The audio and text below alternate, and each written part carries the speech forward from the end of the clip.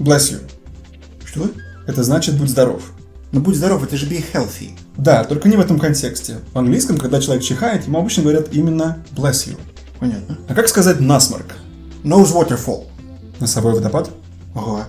Соплепад. Насморк — это a runny nose. Бегущий нос. Вроде того. А как простуда?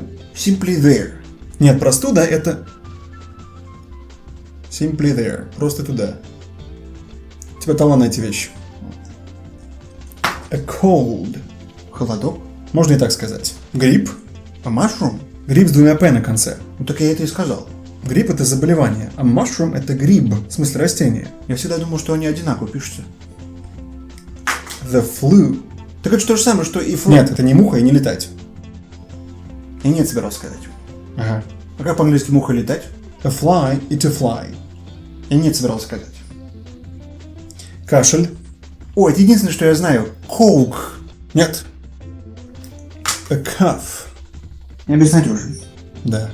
Эй, вы же мой учитель, вы должны меня поддерживать. Ты все еще читаешь букву Y как У. Да. Как по-английски чихать. Тучих.